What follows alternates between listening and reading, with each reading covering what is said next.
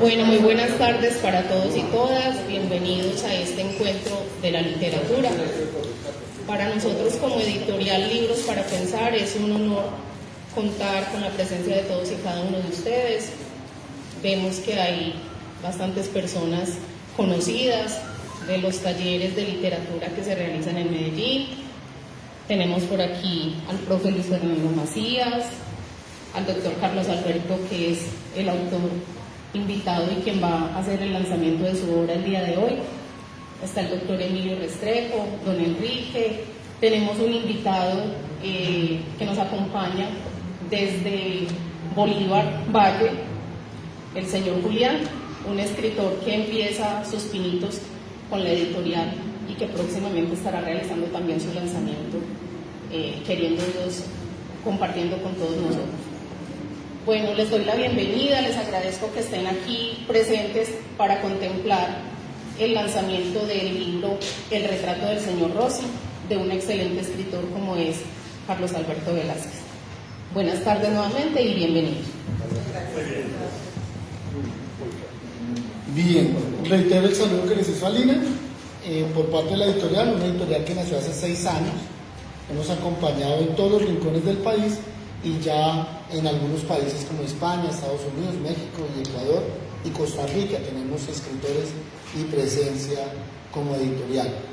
Una empresa que cree en la gente, que trabaja por la gente y cree fuertemente en los nuevos escritores y todos los días le apuesta a proyectos para promover la lectura y la escritura como una posibilidad para vivir mejor, para hacernos más amigos, para hacernos más familia y hacer de este mundo un lugar muy agradable para vivir. En 20 días cumplimos 1 año de estar en Medellín. La editorial nació hace 6 años, ya vamos a cumplir 1 año en Medellín. Ha sido un trabajo muy bonito y lo sintetizo en que aquí en Medellín y los alrededores todos estamos parados en literatura.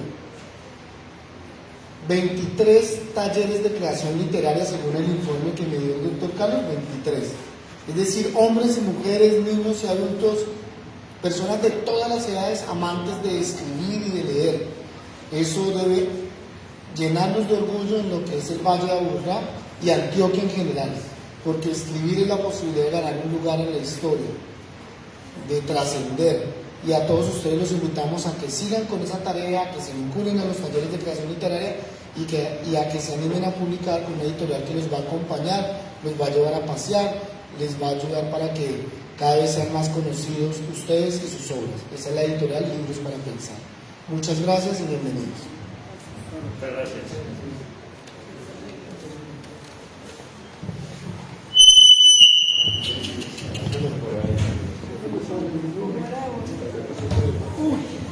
Bueno, muchas gracias por estar aquí. Los quiero saludar y quiero manifestarles que estoy muy contento por este tipo de eventos. A mí me encanta cuando a los amigos les pasan cosas buenas. Y hoy estamos hablando de 2 amigos, de la editorial Libros para Pensar, que vemos todos los días su progreso, su crecimiento, su rigor, la forma como van mejorando día a día las obras.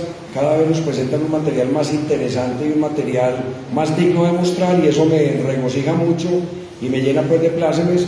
Y lo segundo, un nuevo lanzamiento del libro de Carlos Alberto Velázquez, El retrato del señor Rossi, que es una excelente colección de libros. Yo no le voy a quitar tiempo porque el protagonista, de cuentos, perdón, el protagonista es él. Le voy a leer simplemente las palabras que escribí en el prólogo, donde puedo expresar lo que yo sentí cuando leí este libro, y quiero invitarlos a que sientan lo mismo, porque es una experiencia estética y muy interesante. Presentación. Este libro de Carlos Alberto Velázquez Córdoba, El retrato del señor Rossi y otros cuentos, es, sin exageración alguna, la puerta de entrada a un mundo asombroso en cada una de sus historias. Se sale de lo ordinario, tiñe lo cotidiano con un manto de perplejidad en donde todo está puesto al revés, aunque tenga la apariencia de una extraña normalidad que juega con la credulidad del lector. Mientras uno lee, al principio no sabe si es en broma o es en serio, si exagera o asevera, si es una crónica, una verdad histórica o un delirio, para finalmente darse en la cara con lo que referenciaba el asombro de una experiencia literaria, en mi concepto, fuera de serie. He seguido la evolución cualitativa de Carlos en sus publicaciones, desde las primeras, basadas en anécdotas o en leyendas urbanas o en cuentos populares o callejeros, pasando por las medianas, producto de ejercicios de estilo que lo conducían a hallazgos narrativos cada vez más ingeniosos, hasta llegar a este, que no sé si será el destino de llegada a la depuración de su cuentística, pero podría serlo, teniendo en cuenta el grado de sofisticación que ha logrado alcanzar. Y no profundizo en lo cuantitativo, porque ya ha mostrado con suficiencia que su creatividad no pareciera tener cortapisas, que agarra las ideas al vuelo y las desarrolla, que cada situación, por cotidiana que sea, o por surrealista o fantasiosa que parezca, es una potencial historia, adictiva, redonda y sólida, desde la propuesta de Cortázar en su efecto de ser un puño contundente que gana por nocaut. Dice en sus presentaciones, y le creo sin dudarlo, que tiene apuntes para al menos otros 350 cuentos, algo que por supuesto agradezco y me llena de ilusión. Y lo que encontramos en esta colección es un narrador maduro, contundente, metido en relatos de elaboración compleja, respaldados por una historiografía soportada en referencias rigurosas y demostrables, que hacen de cada cuento una deliciosa experiencia que mezcla realidad con fantasía, certezas con imaginación, personajes de carne y hueso con mitos distorsionados por fabulaciones que parecieran no tener límite. Combina el dato histórico con la realidad paralela, el viaje en el tiempo que tanto apasionó a Wells, con la figura del doble por la cual tuvo debilidad Borges, la pérdida de las fronteras espacio-tiempo que hizo las delicias de Rod Serling en la inolvidable serie Dimensión Desconocida, y muchísimos referentes más que demuestran que lo que el autor ha tenido son maestros y que ha sabido aprovecharlos con la intencionalidad manifiesta de ser posible y sin que medien complejos tercermundistas de tratar de superarlos. Y cuando uno se sumerge en el libro, que es toda una revelación, por momentos siente con emoción que Carlos lo logra. No es hiperbólico ni se trata de una obsecuente admiración por parte de un amigo incondicional. Este libro es una de las colecciones de cuentos más elaboradas y vigorosas que he conocido en los últimos tiempos, y les juro que soy un ávido lector del género. Ese cuidado en la urdimbre de los argumentos, esa rigurosidad con el lenguaje, esa precisión de cirujano con los diálogos y esa fortaleza de los personajes y la puesta en escena de las atmósferas, todo eso junto y alimentado con información científica precisa que aguanta toda comprobación. Cada una de las cosas que él dice en el libro, si ustedes las buscan en internet, ahí están. Es más, es tan conchudo que él mismo les pone el link para que vayan y la busquen y comprueben.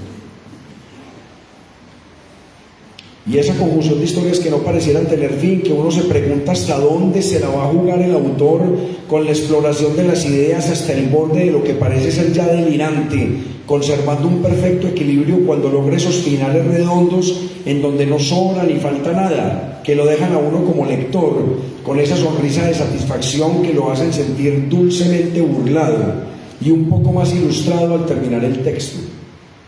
Me declaro muy satisfecho de haber conocido este nuevo trabajo de Carlos Alberto, un colega médico y escritor, un artesano de las palabras, lleno de ideas e incansable al momento de hacerlas efectivas.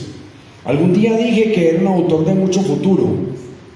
Hoy, con satisfacción, me doy cuenta de que es un autor lleno de presente, sólido y establecido.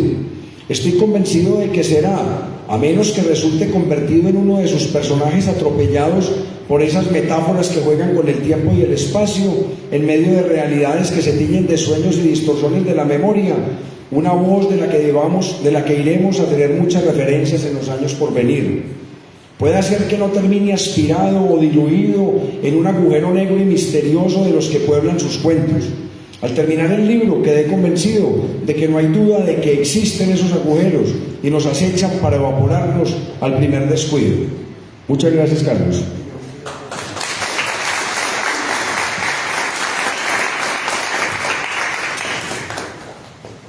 Bueno, ya tenemos el testimonio de un lector emocionado que es Emilio y que, como Carlos, es inteligente y sabe ver lo que hay ahí. Como hay mucha gente acá de talleres y son amigos muy conocidos, vamos a hacer una cosa distinta.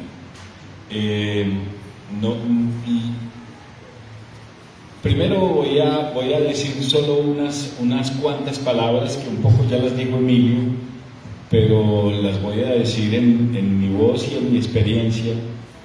Carlos llegó al taller de Comedal hace unos 6 años más o menos, 7 años ya, 2015 empezamos, y ya era un escritor cuando llegó al taller. Normalmente en el taller no se hacen los escritores, sino que los escritores aprovechan los talleres para desarrollar su proyecto personal. Es por lo general lo que sucede en los talleres.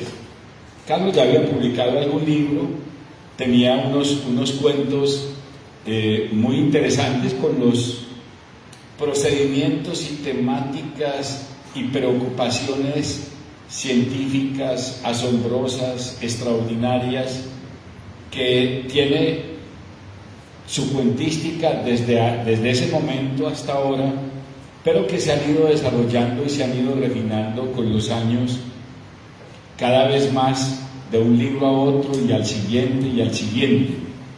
Ya llevamos 3 libros de cuentos, ¿cierto, Carlos? ¿O 4? 8. Pero publicados. Publicados 8. O sea, desde que llegaste al taller está... Desde que llegamos al taller está el de A Media y otros cuentos, está Fuga de Ideas, con la de Cerdo en Suicida Fallido, Retrato del Señor Rossi y Matar al Lobo. Y Matar al Lobo, bueno.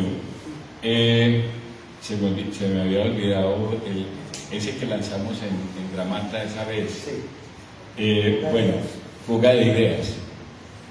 Bueno, ya ven qué cantidad de libros, de cuentos en muy poco tiempo, pero eso es apenas lo que va saliendo publicado en relación con lo que Carlos escribe. Él escribe muchísimo más y todo el tiempo está trabajando porque es incansable.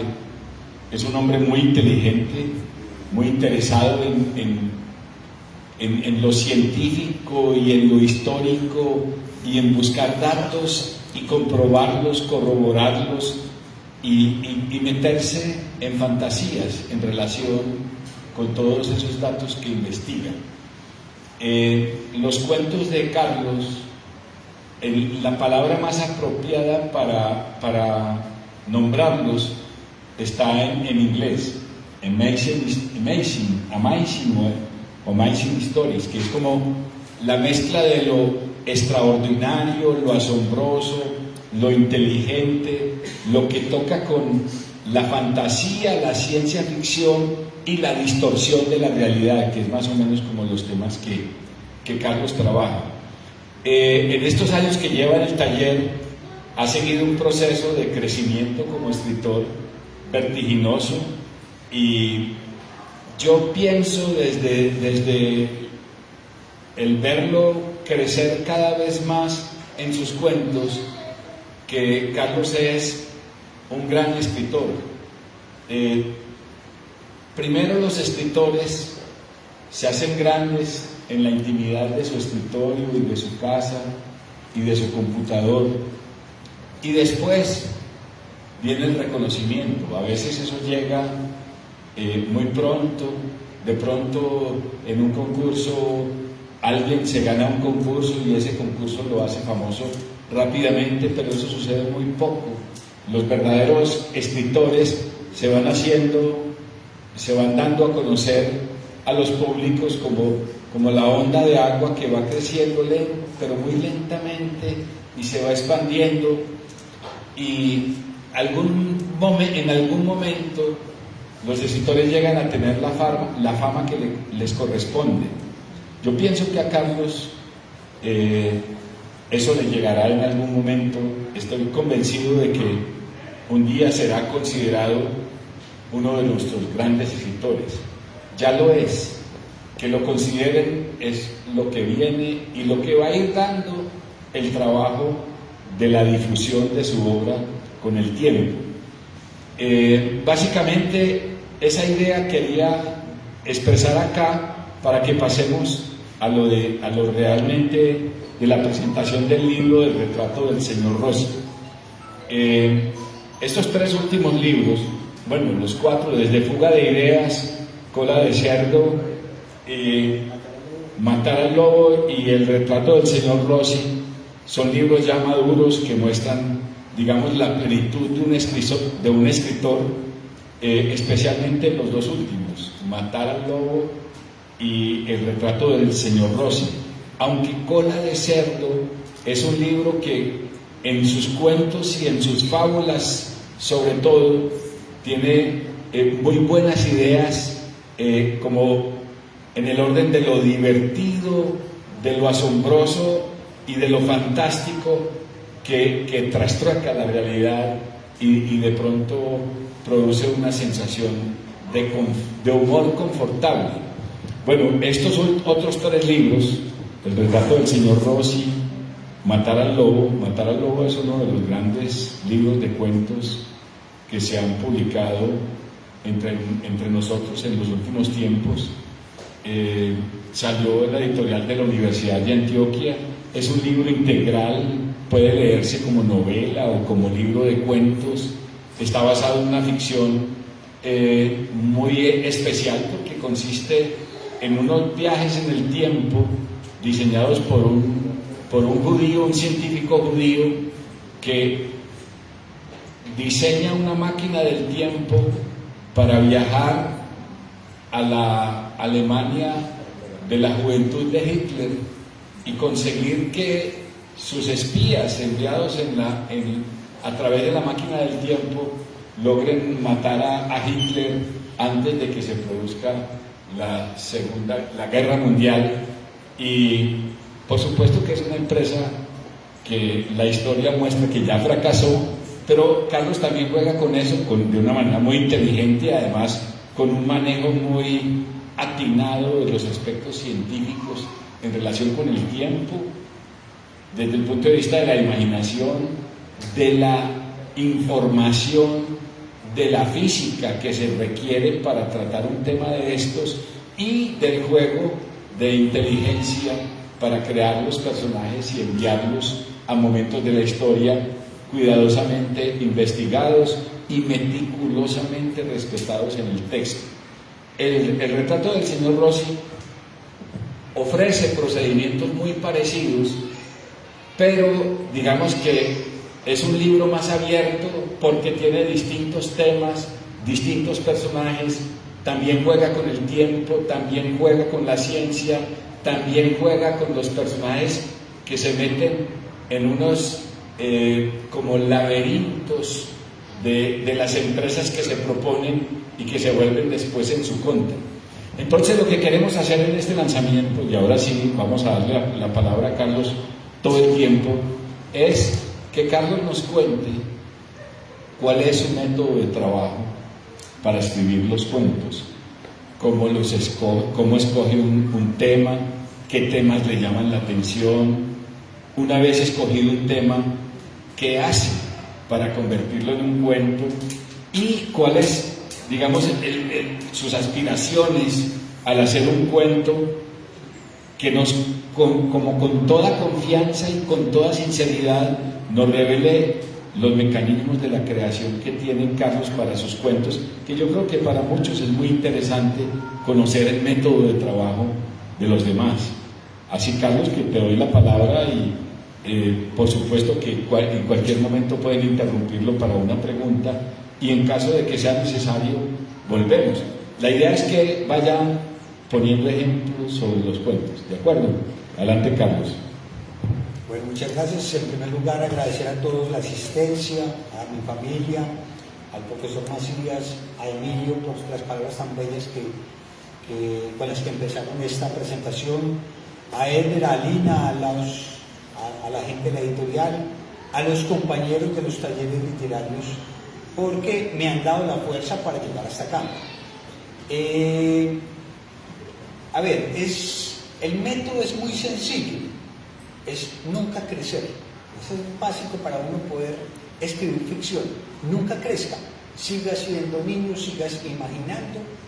Y entonces esa es una ventaja que tenemos, porque cuando uno es niño, cualquier cosa es posible. Un niño sabe que si se pone la sábana atrás en la espalda y salta desde una cómoda, él sabe que esa capa es mágica y con eso va a poder volar.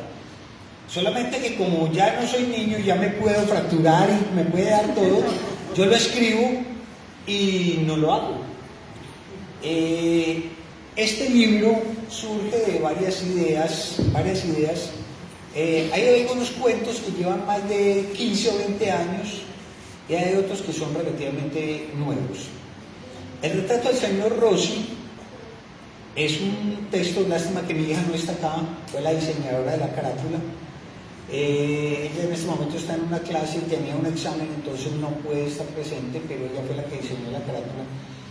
El nombre del retrato del señor Rossi surgió de una charla que yo dicto con una empresa en la que dictamos unos cursos de cultura general para médicos y siempre les hablaba de cómo reconocer un Dalí, un Van Gogh, un Van Eyck, un Vermeer, cualquiera de estos. Entonces, para que los médicos aprendan a distinguir clavecitas. Y una vez estaba yo dictando el curso y les decía, vea, si ustedes encuentran un mamarracho bien raro, de perfil, con una nariz bien rara y con los dos ojos a un lado de la cara, a pesar de que está mirando para un lado y los dos ojos, piensen en un Picasso. Si usted mira, si usted piensa en un montón de seres raros, chiquiticos, y se los están comiendo y están en pelota, piense que posiblemente es el Bosco. Y hay un montón de animales comiéndoselos. Piense en el Bosco. Y si usted ve la cara de Putin, piense que posiblemente es un Van Eyck. Miren las figuras de Giovanni Arnolfini, un mercader del siglo XV, y si tiene la cara parecida a Putin, ese es un Van Eyck. Y se me ocurrió, bueno, ¿y qué tal si yo encontrara un cuadro en el que yo encuentre, o un personaje que se encuentre un cuadro y sea igualito al del vecino, y resulta que es un cuadro pintado por Van Eyck, y se quede con la duda, hombre, ¿será que este señor es inmortal y lograron pintarlo en 1420, 1440? ¿O será que Van Eyck tenía la capacidad de imaginar rostros de la gente del futuro? Y ahí empezó el cuento. Tengo otro de cuando empezó el incendio de Notre Dame. Y todo el mundo decía, ay, se va a quedar Notre Dame. Y yo decía, esas gárgolas se van a quemar. ¿Qué pasaría si una gárgola de esas dijera que hay mucho calor y saliera volando? Vamos a escribir un cuento de una gárgola que se vuela en pleno incendio. ¿Qué pasaría si de pronto cuando les van a contar descubren que hay una gárgola que está faltando y la encuentran por allá escondida en otra parte y la gárgola se voló? Realmente no era una gárgola, era una porque y eso hace parte del cuento. Todo el mundo dice las gárgolas, pero realmente son las quimeras. Esa es la galería de las quimeras, porque la gárgola es la que produce el gorboteo del agua. Y entonces vamos a contar esa historia.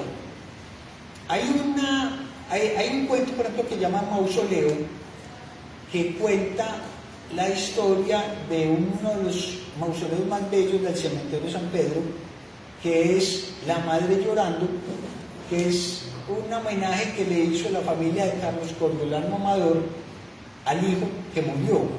Es una historia muy interesante y en el libro la menciono, y al final del texto hay un enlace para que ustedes puedan consultar la historia más allá. Pues les voy a contar una historia muy interesante que pasó en el siglo XIX, a finales del siglo XIX y principios del siglo XX. Carlos Cordiolano Amador, que le decían el burro de oro, era uno de los hombres más ricos de Colombia y tal vez de Sudamérica. Fue el primer hombre que trajo un carro aquí a Colombia, lo mandó traer desarmado, se vino con él en un barco, además de eso se trajo el chofer se trajo el mecánico y se trajo la gasolina porque sabía que aquí no se iba a conseguir la gasolina. Eso fue a finales del siglo XIX. El hombre era muy rico y tenía un hijo que lo mandó, se casó con una mujer llamada Sofía, y esta pareja se fue para Europa, y cuando regresó, todo Medellín pendiente que iba a llegar el hijo de Carlos Cordelano Amador, y se bajó del carro un muchacho que prácticamente tuvo que llevarlo cargado, y el hombre estaba enfermo, y un médico de esa época propuso que para poderse curar de esa enfermedad se bañara en leche. Entonces llenaban la piscina de leche y el hijo de Carlos Cordelano Amador se metía en la piscina, se bañaba en leche, pero imagínense lo que pasaba después con esa leche. Todo Medellín iba a tomar leche de allá, iban y recogían la leche, y Medellín hubo una epidemia a finales del siglo XIX a raíz de eso. Entonces dije, voy a contar esa historia, pero necesito un pretexto y vamos a meterle otra cosa más, y vamos a meterle un fantasma que cuente la historia. Y eso es lo que van a encontrar en el mausoleo. Entonces así es como surgen las historias. Las historias surgen simplemente de querer inventar, lo que les dije al principio, sean niños, invéntense las historias y cuéntenlas de manera que a la gente le llame la atención. No sé si... Bueno, Carlos, está bien, hasta ahí has respondido la primera parte de la pregunta, que es ¿cómo nace la historia? Viene la segunda. Con esa historia que tenés para contar, ¿qué haces y qué estás buscando en relación con la historia cuando ya esté terminada? Es decir, en la relación con el lector. ¿Qué esperas que produzca esa historia en el lector? Pero, ¿cómo la vas creando, cierto? Bueno, en primer lugar somos contadores de historias. Todos los humanos somos contadores de historias, y eso es lo que nos ha permitido llegar a donde estamos. Somos capaces de contarnos una historia y de creérnosla. Cuando yo tengo una historia en la cabeza, yo me la imagino cómo me gustaría a mí que me la contaran. Eso es como cuando uno va a contar un chiste. ¿Usted cómo espera que el chiste genere en el otro alguna reacción? Hay gente que es pésima para contar chistes, es porque dicen el final desde el principio y ya lo dañaron. Entonces, la clave es escriba como usted sabe escribir, no le ponga palabras raras, que es uno de los problemas cuando uno empieza a escribir. Usted quiere parecerse a García Márquez, quiere parecerse a Verlaine, quiere parecerse a Rimbaud. No, escriba como usted normalmente escribe. ¿Cómo le gustaría a usted contar la historia a los demás de manera que sea entretenida? ¿O cómo le gustaría a usted que se la contaran a usted? Entonces, ¿qué es lo que hago yo? Yo escribo mi historia, me imagino cómo me gustaría a mí que me la contaran. Que me lo contara un narrador que lo sabe todo, o que me lo cuente un narrador que estuvo ahí metido como testigo. Entonces, ¿cómo me gustaría que me contaran esa historia? Y simplemente empiezo a escribirla. Yo tengo la ventaja de que fácilmente me invento historias, entonces no tengo problema con eso. Yo puedo estar aquí en cualquier momento, decir que estamos aquí sentados, y como son dos sofás, en cualquier momento esto puede arrancar como un tren, y terminó esto en un trencito, y las sillas se encantaron porque los que estamos en el tren aquí sentados arrancamos. O qué pasaría si de pronto estas botellas que vemos aquí, que parecen como unos misiles, qué tal que de un momento a otro empezaran a botar humo por debajo y salieran volando. Entonces es simplemente imaginar mundos, imaginar qué pasaría si. Y ahí es donde entran los talleres y entran los amigos. Como ya uno tiene la familia cansada de uno contarles las historias, uno necesita víctimas. Por eso necesito al doctor, al profesor Luis Fernando Macías, por eso es que necesito amigos donde yo pueda ir y leerles lo que yo escribía. Tengo esto, y no falta el que me dice, eso está muy enredado, o eso está muy... te pegaste tanto en la introducción que lo volviste cansón, o explicaste mucho la ley de la física para poder explicar cómo viajaron al futuro. Entonces, cortarle todo eso para que no quede el texto tan enredado, no quede tan cansón. La idea es que un cuento, cuando uno cuenta historias, tiene que entretener a los demás. O sea, es lo que siempre, a nosotros, ¿para qué nos van a contar? ¿De qué nos sirve saber de un viejito que se está poniendo unas medias y contar los 10 minutos que se demoró para ponerse unas medias? Pero yo puedo hacer esa historia agradable contando cómo cada vez que se intentaba poner la media, un dedo le caía para un lado, o cómo se le rompía la media y tenía que buscar otra, o cómo cuando por fin se puso la primera media, después de intentar agacharse, después de 10 minutos se empieza a poner la segunda y cuando está en la mitad se da cuenta que las dos medias son de colores diferentes. Hágalo agradable, hágalo que la gente se... Sí, un montón de cosas que uno tiene que hacer para que el cuento sea agradable para los demás. Luego viene un proceso de corrección. Las palabras son las correctas, quedaron repetidas, no quedaron repetidas, se entiende toda la forma. Y ahí es donde viene el proceso de los profesores, ahí es donde viene el proceso de los editores que le ayudan a uno a corregir todas esas falencias que puede tener el texto, que uno cree que lo escribió muy bien y de pronto no está tan claro. O sea que la fantasía debe de ser narrada de una forma sencilla. Sí, yo pienso, por lo menos desde mi punto de vista. A mí, yo tuve hace mucho tiempo, una conversación con un compañero médico, ginecólogo, no es Emilio, con otro ginecólogo, que estaba estudiando hermenéutica literaria. Y el hombre decía, es que uno no puede escribir sencillo porque entonces todo el mundo lo entendería. Yo decía, no, pues hombre, si vos querés escribir complicado, posiblemente te va a quedar muy bien, pero no vas a encontrar público. Si vos querés escribir complicado, escribite una ley de la república o escribite un diccionario. Pero si querés escribir para que los demás lo lean, trate de escribir las cosas de manera sencilla, las palabras simples. Si yo voy a describir un gamín que está hablando con otro, ¿qué más, parcero? Uy, tengo un filo horrible. ¿Para qué me pongo a decir, cómo le va, caballero? Y el otro dice, no tengo mucho apetito en este momento. No, eso no lo cree nadie. La clave de que un texto sea creíble es que usted lo hable, lo escriba como sus personajes hablan o como usted normalmente habla.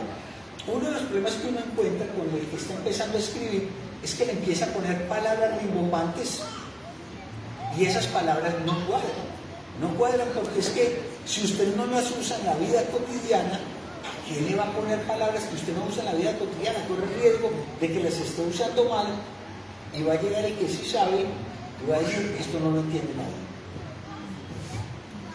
Bien, para vos, ¿qué es más importante en los cuentos, Carlos? ¿Los personajes? ¿Los ambientes? ¿O las historias que estás contando? ¿Cómo manejas esos tres aspectos en el proceso de la escritura? ¿Cómo relacionas, partiendo de una historia dada, los personajes que intervienen en ella y el ambiente? Es de las preguntas más difíciles que me han hecho.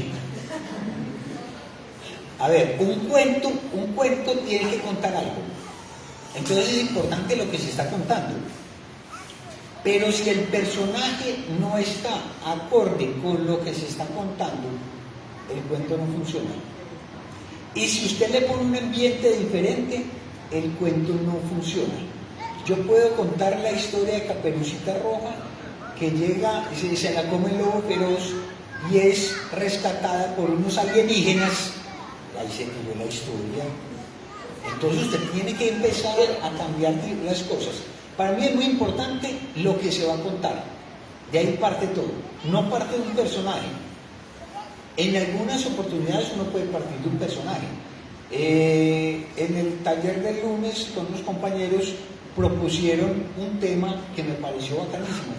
No he tenido tiempo de suicidarme. Eso es una idea muy interesante. Hombre, eso es una historia para una novela, para un cuento buenísimo. No he tenido tiempo, pero entonces uno dice, bueno, ¿qué le hago primero? El personaje, voy a hablar del personaje que no ha tenido tiempo. Voy a hablar de todo el ambiente que está alrededor, que está haciendo que esta persona piense en suicidarse, o voy a contar la historia del hombre que no ha tenido tiempo de suicidarse. Y es muy difícil llegar a decir que voy a primar sobre una cosa o la otra. Para mí es importante en un cuento lo que se va a contar, es decir, el argumento, la trama, lo que yo quiero contar. Pero si no lo pego de un personaje correcto o de unos personajes correctos y de un ambiente donde se desarrolle la historia no funciona. Entonces ahí está la maestría de poder contar las historias. Yo no podría decir, en algunos de los cuentos míos es más importante el ambiente, en otros es más importante el personaje, y en otros es más importante la historia que se va a contar. Pero todo tiene que llegar a un solo producto, que sea bueno en los tres aspectos. Si en algo falla, el cuento no sirve o la novela no sirve. Juan Carlos, ¿alguien quiere preguntar allá? Respecto a lo que se estaba tratando en el tema anterior, a mí me surge una curiosidad, y es que yo veo en la escritura de Carlos una mezcla muy grande de realidad y ficción, que habían dicho al principio. Entonces me surge la reflexión de él documenta sus personajes y su cuento después de que tiene la idea de sobre qué va a escribir, o con una historia real, una cultura general muy profunda como la que planea, rodea al personaje en realidad. ¿Qué va con qué? Voy a repetir la pregunta, voy a intentar repetirla más o menos, sintetizarla para la grabación. La pregunta es que, como en algunas de mis obras hay temas reales y muchas cosas de ficción, entonces, ¿qué es lo que hago primero? ¿Si me voy a la ficción o me voy a la realidad? Y es muy difícil establecerlo, porque a mí me gusta partir de temas reales para poder contar mis historias. No hay nada más agradable que a uno le cuenten la historia de la Catedral Metropolitana. O sea, cuando uno la ha vivido, cuando uno la conoce, qué bueno dentro de esa historia meter un personaje ficticio. Entonces eso es buenísimo. En el libro Matar al Lobo, yo soy un resultado de la Segunda Guerra Mundial. Me explico. Mis papás les tocó la Segunda Guerra Mundial y mi infancia la pasé viendo películas de alemanes contra aliados, de todo esto. O sea, la mayoría de nosotros nos criamos con esas historias de la Segunda Guerra Mundial. Entonces me conozco un poco la historia de Hitler, la historia de la Segunda Guerra Mundial. Entonces, qué bueno, y en eso, por ejemplo, no estoy de acuerdo con lo que ahorita expresó el profesor Macías, porque realmente, a lo mejor, esto de viajar al futuro para matar a Hitler o para alterar la historia, a lo mejor sí funcionó. Ustedes saben que Napoleón intentó invadir Rusia por allá en 1812. Falló porque la invadió y le tocó el invierno ruso y él perdió la invasión. En 1941, Hitler invade Rusia, la Operación Barbarroja. Y resulta que esa operación falló por una cosa muy sencilla. Los alemanes no estaban preparados para el invierno de Stalingrado. No estaban preparados para ese invierno. Entonces, hombre, si Hitler, que era un estudioso de la historia, y le dio por invadir a Rusia en pleno diciembre, pues le empezó la invasión en junio, pero la prolongó hasta diciembre, y sabía que si se quedaba hasta diciembre podía perder la guerra, y aún así lo hizo. ¿Por qué no nos inventamos una historia de un hombre que logra convencer a Hitler de que es capaz de ver el futuro? Le dice, vea, en el 37 se va a quemar el Hindenburg, un dirigible. Va a llegar al poder Francisco Franco en España. Va a haber un bombardeo en el Guernica. Entonces, yo sé el futuro, señor Hitler, para usted ganar la guerra, invada Rusia y mantenga la invasión en invierno. Y eso fue lo que hizo Hitler y por eso perdió. Es muy posible que eso hubiera ocurrido. O sea, yo puedo mandar un personaje al pasado, entonces a lo mejor, si no hubiera sido por este señor que mandó gente al pasado y convenció a Hitler de que mantuviera la invasión en pleno invierno, a lo mejor nosotros estaríamos bajo el poder de Hitler y estaríamos todavía saludando así. Entonces eso es lo que hay que hacer. Cuando yo me invento las historias, cojo datos reales y esos datos reales trato de convertirlos, de mezclarlos con mis personajes. Y esa es la clave de poder distraer a la gente y enseñar cosas, pues ayudar a que la gente conozca un poquito de otras cosas. Luna. Sí, bueno, buenas tardes a todos y todas. Carlos, pero entonces en ese orden de ideas siempre hay un detonante que activa ese niño interior del que tú hablas y permite empezar a permite a ti empezar a maquinar esa historia, ¿cierto? En las... O sea, siempre hay algo que te va a detonar. Mira, por ejemplo, tú decías ahorita que qué pasaría si, pero hay algo que realmente detona ese niño interior que tú dices que no deberíamos de crecer y es lo que te empieza a activar como toda esa historia que tú empiezas a crear. La pregunta de Luna es sobre si hay algún detonante para empezar a crear. Y hace relación a lo que mencioné ahorita de que si hay algún detonante para que aparezca el niño interior. Yo creo que es todo lo contrario. Es cómo es que los que no inventan cosas han permitido que el niño interior se desaparezca. El punto es que todos, hasta cierta edad, creímos en la magia de las cosas. Todos hasta cierta edad creímos que si cerrábamos los ojos y así pedíamos un deseo, ese deseo se iba a cumplir. Todos creímos que una toalla puesta en la espalda era una capa, o que si nos tapábamos con una sábana íbamos a ser invisibles, o que podíamos hacer una carpa con las sillas del comedor y una sábana o una cobija. ¿Por qué dejamos que se perdiera eso? No debería haber un detonante. Lo que hay que hacer es no perdamos ese mundo mágico que tenemos.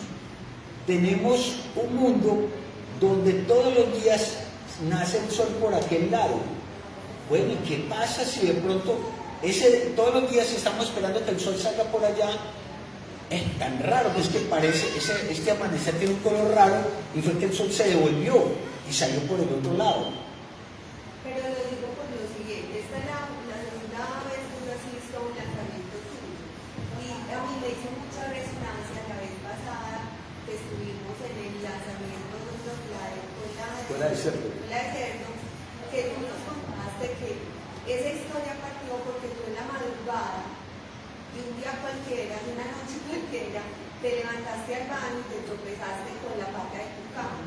Entonces empezaste a maquinar una cantidad de cosas que dio pie como para desarrollar ese libro. Y me parece muy simbólico que esta es la segunda vez que estoy en un lanzamiento con el dedo fracturado, ¿cierto? O sea, eso también está diciendo algo en ti. Yo me refiero a esa vez, o sea, no es que yo piense lo contrario, que no activo mi fantasía, no por el contrario, pero siempre va a haber algo en la experiencia del presente que va como a activar, pues como algo para que tú empieces a sentir y a crear una historia nueva. Sí, sobre el hecho de siempre crear historias nuevas, la invitación es esa. Precisamente mis cuentos tratan de que la gente siempre aproveche la imaginación y las cosas están ahí. O sea, cuando uno va en un carro, usted puede imaginar que va en una nave espacial. O sea, es el permitirse soñar y el permitirse crear. El punto es que estamos, y eso es una invitación a todos, para que creemos mundos, para que creemos formas diferentes de ver el mundo. Este micrófono funciona porque alguien alguna vez se imaginó que de pronto había forma de ampliar la voz. O sea, alguien lo tuvo que haber imaginado. Las gafas funcionan, existen porque alguien alguna vez se imaginó que bueno, cuando yo me vuelva viejito, que en esa época eran los 40 años, que uno se volvía viejito y ya no podía ver, Qué bueno que los ancianos de 40 años puedan seguir viendo cosas.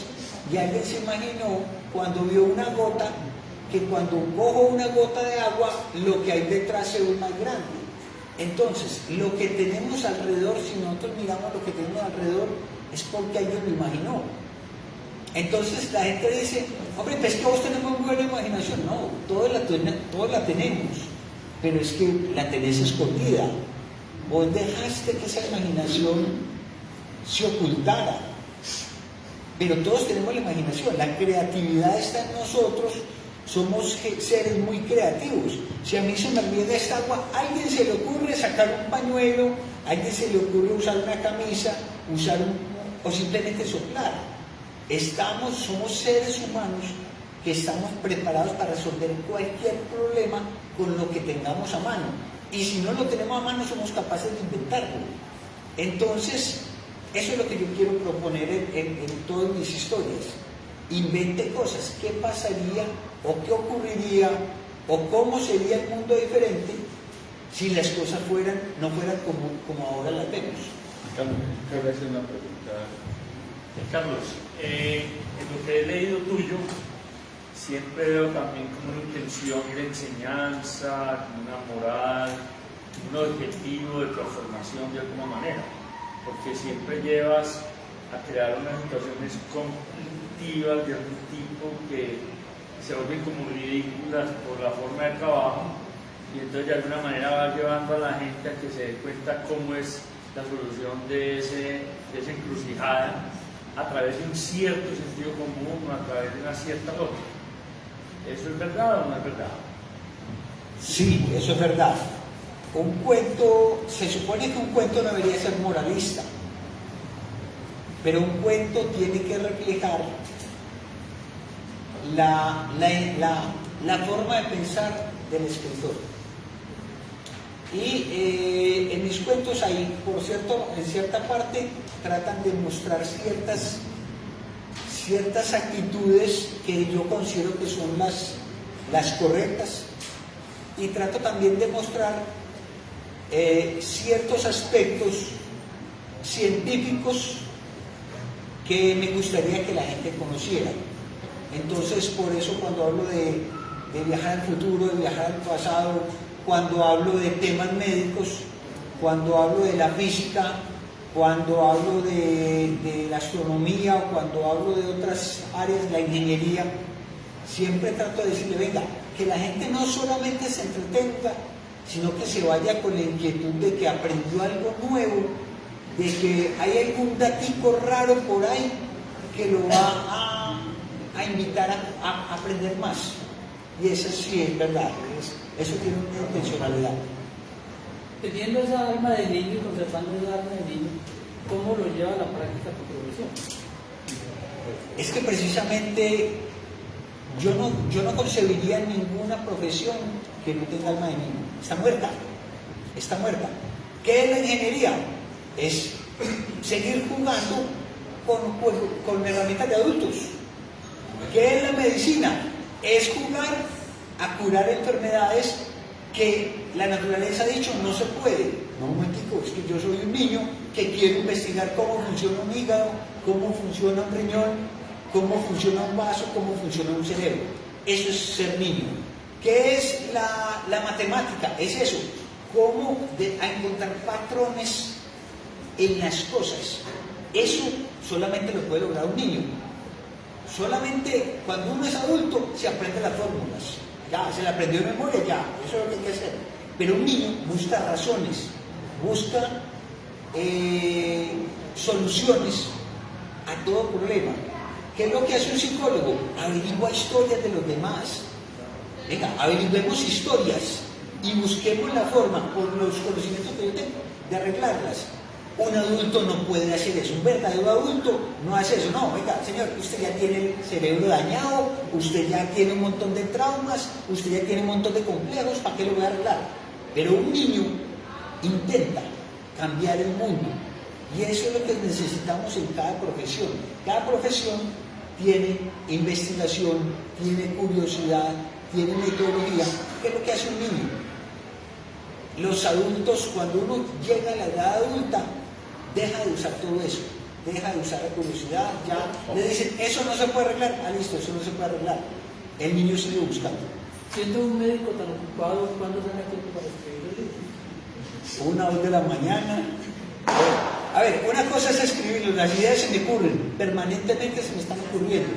Y eso es una ventaja porque siendo médico conozco 30, 40 historias diarias diferentes que me permiten conocer muchos otros aspectos del mundo y de la vida.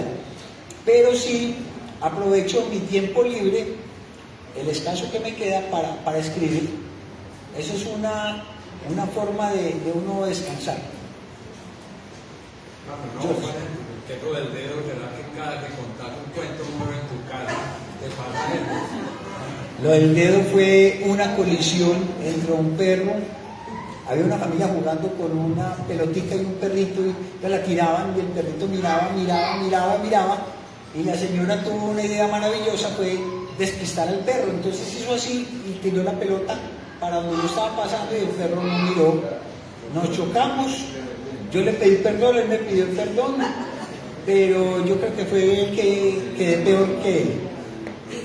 Vamos a ver. No, pero puede dar para un cuento. No, da para muchos cuentos. Bueno, yo creo que ya con lo que hemos hablado está muy bien. Creo que Carlos escribe mejor los cuentos que explicarlos. No los explica tan bien como los escribe. Lo entretiene mucho. Sí, no, es que tiene una capacidad de imaginar, pero casi que todo el tiempo, todas las preguntas, estaba haciendo énfasis en la imaginación, pero él utiliza otras cosas. Él utiliza también la ciencia, incluso no habló y no alcanzamos, bueno, ahí están los cuentos para que los lean, pero los sentimientos. Estaba pensando en un cuento que es un científico que está investigando ¿ese está en este libro o no? Que está investigando los colores, que son... Ese está en el tipo de acción. Está, bueno, como son tantos cuentos... Pero no, que es con una chica en el laboratorio, en la universidad. Bueno, la manera como se relacionan un par de científicos con una idea, y es muy común en los cuentos de Carlos ver que el que aprovecha la creatividad del verdadero científico es un vividor que está al lado chupándole la rueda. Y hay constantes como esas, y hay como esas disputas por una mujer, por un amor, por un invento, como esos sentimientos humanos. Pero es que son tantos cuentos que escribe Carlos. Yo les cuento que tenemos una reunión de taller cada semana y eso sucede hace 6 años, y son muchos más los cuentos que escribe que los que puede leer en el taller. Siempre tiene una cantidad inmensa. A veces escribe un cuento en una espera de 10, 15 minutos, escribe un cuento y va y lo lee al taller, y de una vez es un cuento magnífico. Por supuesto que los cuentos requieren muchas veces de varias versiones. Las obras de arte no siempre con una primera versión uno obtiene ya un producto acabado, sino que a veces de una primera versión con debilidades, con flaquezas, uno puede construir a partir de la reelaboración un magnífico cuento. La constante de Carlos es que son cuentos muy buenos, muy entretenidos. Esa idea de que lo que prima es la idea, la historia, el argumento, es una constante.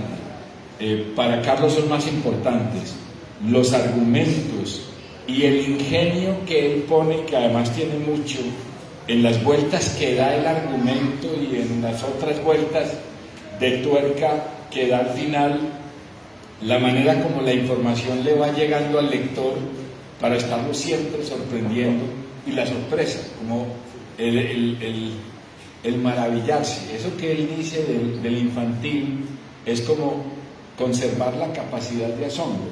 Él busca que sus lectores se asombren al empezar el cuento, al pasar a la página siguiente y al terminar el cuento, que haya como un juego de asombro sucesivo, y eso hace que esas historias tengan ese atractivo tan especial, porque son historias frescas, ingeniosas, que se meten en sus propios recovecos y que resultan con una solución siempre muy inteligente.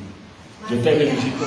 ¿Qué hay? Tengo una última pregunta para Carlos, y es el género sobre el que tú escribes, podríamos decir que es idealismo mágico, o eso apunta a que tú eres Yo soy, no sé, a mí ya me han dicho que si es de realismo mágico, realmente no sabría. Yo creo que esos géneros salen después de que alguien los haga. O sea, yo creo que Dalí nunca pensó que iba a hablar de surrealismo, él pintaba. Y después dijeron, eso es surrealismo. Yo no sé si lo mío será surrealismo, simplemente yo soy un contador de narraciones, no trato de que estén en un género específico, sino que simplemente lo que trato es que la gente se entretenga con las historias que cuento. Ya si después dentro de 50 años dicen, no, había por allá un escritor en Medellín que hablaba de surrealismo estrambótico, de cualquier cosa, me imagino que llamará así, pero no podría decir que yo estoy en un género determinado. Eso es como cuando uno se sienta a hablar con amigos. ¿Qué vamos a hablar? No, hablemos de política. ¿Cuánto tiempo? 10 minutos. Listo, vamos. No, usted se sienta a hablar y las cosas se van dando. Y después de que hablaron, ya usted dice, ¿de qué hablar? No, estamos hablando de política todo el rato. Pero la pregunta es, está como en una línea siempre, como tiendes como a escribir como en esa misma línea. No, yo tengo todo tipo de cuentos, tengo poesía, tengo relatos, pero lo que trato es que la gente siempre se entretenga. Entonces pueden ser, pero no tengo una línea específica. Una vez que estamos en la finca con la misma conversación, con la misma discusión, alguien propuso que el estilo de él era el cannabinol, pero descubrimos que no había probado la marihuana. Porque las ideas eran voladas, las ideas eran tergiversaciones de la realidad. La mitad juraba que era un baretero consagrado, y después supimos que ni siquiera había probado la vareta, que no había tomado marihuana, ni siquiera toma trago. Alguien le sacó el chiste que es tan decente que nadie se para y no que se pone de pie. Entonces, no podemos atribuir a efectos, a sustancias, como decía él, de pronto alucinógenas. Entonces alguien lo definió como lo real fantástico. Porque si usted coge los cuentos de Libros Biseca, usted ve que sobre una base de realidad, incluso histórica, hay una distorsión, una recreación de la fantasía que lo enmarca dentro de un género que no sé si existe o no, pero en medio de los roles surgió que se llama lo real fantástico.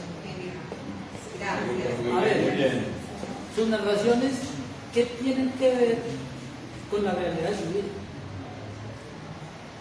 Los primeros cuentos que yo escribí eran muy anecdóticos, eran historias que pasaban con pacientes. Pero yo creo que uno tiene que ir más allá y empezar a sacar otras historias que a uno se le ocurren. Uno siempre... que, por ejemplo, basarte en el cuento de la familia que quiere sacar el elefante. Más o menos responderle esa pregunta. Hay un cuento que llega un señor a la casa y va a entrar en el baño. ¿Quién hay ahí? ¿Quién hay ahí? Pues, papá, pues el elefante. ¿Cuál elefante? Pues el elefante. ¿Pero cuál elefante? Y empiezo a narrar toda una historia del hijo que es especial, que quiere vender boletas para el elefante, la esposa que está convencida de que tranquilo que su papá va a resolver el problema y no nos va a sacar el elefante, los dos hermanitos pequeños que pelean porque es que ese es mi baño, y uno dice, hombre, esa historia no tiene nada que ver con mi realidad, pero cada personaje es sacado de alguien que yo conozco o de situaciones que he vivido. Entonces la mamá No, pero vení, come tranquilo, muchachos, dejen que su papá llegó cansado, él va a comer primero y después va a sacar el elefante. Y el señor todavía no sabe cómo lo va a sacar, pero la mamá sabe, y la mamá es la que calma todo, y es la que está pendiente que el elefante sí coma alguna cosita. Entonces, uno cuando escribe, uno siempre deja en lo que escribe lo que uno conoce. Uno no puede escribir de lo que no conoce. Y si uno cuenta a alguien de un señor gruñón, posiblemente te está pensando o en el abuelo, o en el vecino, o en el jefe.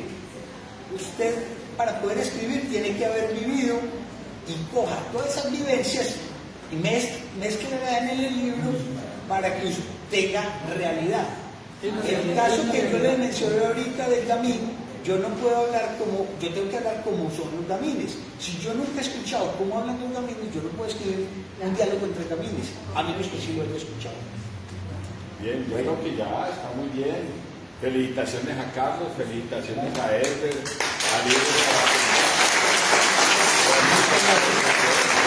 Muchas gracias a todos.